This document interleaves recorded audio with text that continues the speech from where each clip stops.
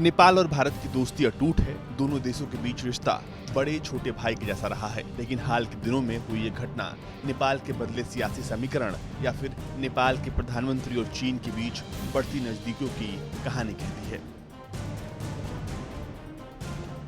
पिछले दिनों धारचूला से लिपुलेख दर्रे तक नई रोड का रक्षा मंत्री राजनाथ सिंह की ओर से उद्घाटन किया गया।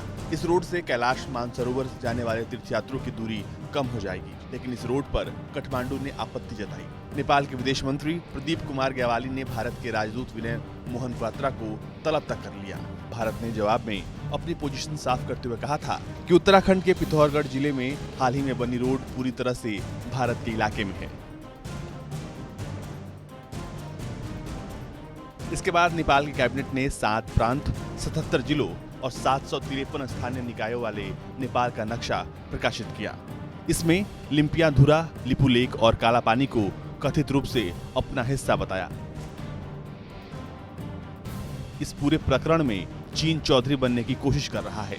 चीन नेपाल के प्रधानमंत्री से काफी करीबी रिश्ते रखता है, जिस वजह से वो नेपाल की नीतियों को प्रभावित करने की कोशिश करता है। इसे ऐसे भी कहा जा सकता है कि चीन नेपाल को फुसलाकर भारत के खिलाफ एक टूल की तरह इस्तेमाल करता है।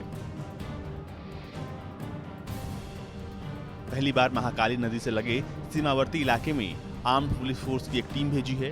कालापानी से लगे छांगरू गांव में एपीएफ ने एक सीमा चौकी स्थापित की है। लेकिन इस मौजूदा विवाद को समझने के लिए इतिहास के पन्ने पलटे तो मालूम होता है कि भारत और नेपाल के वर्तमान विवाद की शुरुआत 1816 में हुई थी।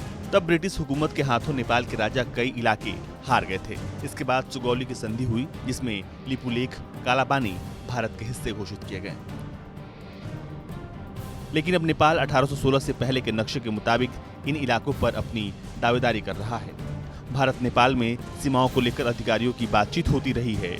दोनों देश मतभेद मिटाने पर जोर देते रहे हैं, लेकिन मौजूदा वामपंथी प्रधानमंत्री चीन के झांसे में पड़कर भारत से दोस्ती में दरार डालने की कोशिश कर रहे हैं। चीन आमतौर पर भारत और नेपाल के रिश्तों पर कुछ नहीं कहता था, लेकिन जब उसे सिक्किम लद्दाख के इलाके में भारत से चुनौती मिली, तब से वो परेशान है।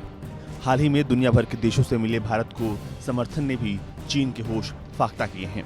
ऐसे में चीन नए नए हथकंडे अपनाकर भारत को घेरने की कोशिश कर रहा है। इसलिए उसने पहले नेपाल को भड़काया और फिर अब शांति की बात कह रहा है। नेपाल के सामने पाकिस्तान एक उदाहरण के तौर पर देखा जा सकता है, कैसे चीन ने उसे फुसलाकर पंगु बना दिया है। अब सवाल है कि क्या नेपाल जैसा भारत का मित्र देश ये गलती करेगा? ब्यूरो रिपोर्ट, भारत तक।